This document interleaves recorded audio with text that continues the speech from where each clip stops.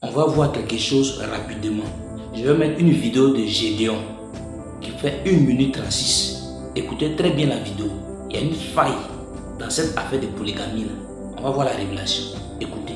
Ainsi par l'Éternel, le Dieu d'Israël, je t'ai délivré de la main de Saül.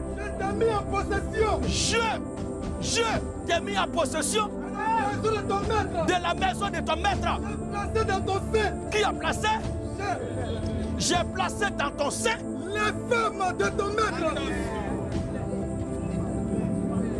Adultère dans ton sein. J'ai placé dans ton sein l'impudicité dans ton sein. Les femmes de ton maître. La débauche dans ton sein. Le péché dans ton sein. L'infidélité dans ton sein. Qui vous a dit que la polygamie est infidélité? Donc la polygamie est quelque chose venu de Dieu. Puisque c'est Dieu qui avait donné ces femmes-là à son maître et que son maître est mort, il récupère ces femmes-là parce que l'État est une continuité. Les biens du président précédent deviennent les biens du président actuel. Alléluia! Salut! Bonne nouvelle! Alors?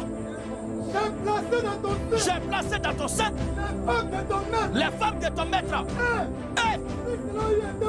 Oh là là! Dieu dit quoi? Si ces femmes-là n'étaient pas beaucoup là,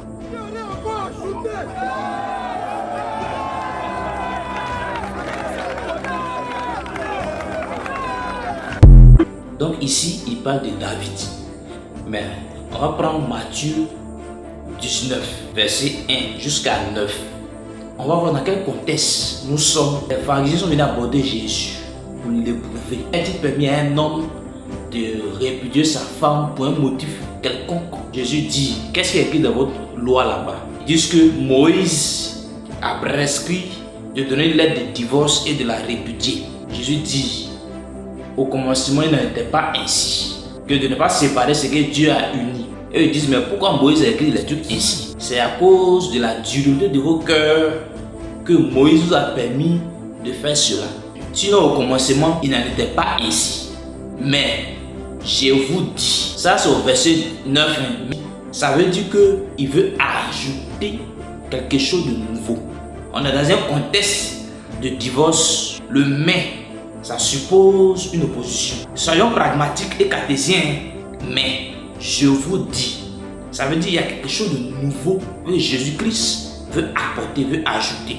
Donc on va décortiquer cette chose nouvelle que Jésus veut donner.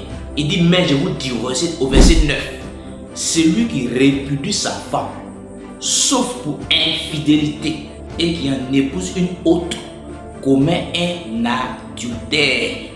Donc ici, il y a 3 mots majeurs dans ce verset.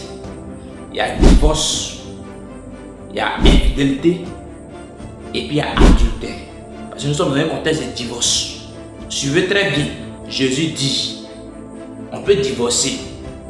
Parce que la condition que Moïse donnait pour divorcer là, on dit si une femme, comme dans Deutéronome 24, verset 1, si une femme ne trouve plus grâce à tes yeux parce que tu lui reproches quelque chose de honteux, tu lui remets le divorce et puis tu la répudies. Autrement dit, si tu as cessé de l'aimer parce que tu la reproches quelque chose, tu lui remets le divorce. Mais ici Jésus dit, la seule condition pour divorcer une femme, qu'elle soit infidèle. Et ici, l'infidélité regroupe 3 choses d'abord. On va prendre ça d'abord. L'infidélité regroupe 3 choses. Une infidèle, c'est une qui est païenne, une incroyante.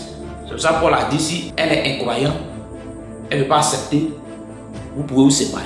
Ce n'est pas un problème. Une infidèle, c'est quelqu'un qui a fait preuve d'un mensonge. Soit elle a menti, elle n'est pas féconde, elle est stérile, elle a menti, et puis vous êtes mariés, tu découvres ça, tu rompes.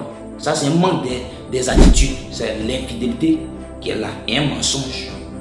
Elle a une maladie chronique qu'elle a cachée avec des faux papiers. Ça. Et en troisième position, une infidèle, c'est quelqu'un qui a commis l'adultère, c'est une infidélité conjugale. Elle t'a trompé. Voici 3 côtés infidèles. Donc ici, dans le verset, Jésus donne la condition qu'on peut prendre divorcer une femme, qu'elle soit infidèle. Maintenant, ce qui est intéressant, c'est qu'ici Jésus parle de l'adultère. C'est ce côté de l'adultère là.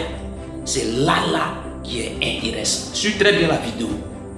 Il dit, tu l'as divorcée sans qu'elle soit infidèle et tu allais épouser une autre. Tu es adultère envers elle, envers la première. Pourquoi? Parce que tu es toujours lié à elle. Elle n'a pas été infidèle et tu l'as divorcée. Ça veut dire que un adultère, selon ce passage, c'est quelqu'un qui allait épouser une autre femme sans avoir rompu véritablement avec la première femme. Parce qu'elle n'a pas été infidèle. Autrement dit, un adultère, c'est quelqu'un qui est toujours lié à sa première femme. C'est-à-dire qu'il n'a pas réussi à rompre le lien. Parce qu'il a créé un divorce sans motif d'infidélité. Il n'a pas rompu le lien. Il est toujours lié à elle. Et il allait épouser une autre. C'est-à-dire que s'il avait répudié cette dernière-là, sans épouser une autre, la Bible n'est pas le qualifié d'adultère. Mais on qualifie d'adultère envers la première parce qu'il allait tisser un autre lien. Selon ce passage, celui qui tisse un autre lien de mariage sans rompre le premier lien de mariage commet un adultère envers la première. Ou comme ce passage est profond.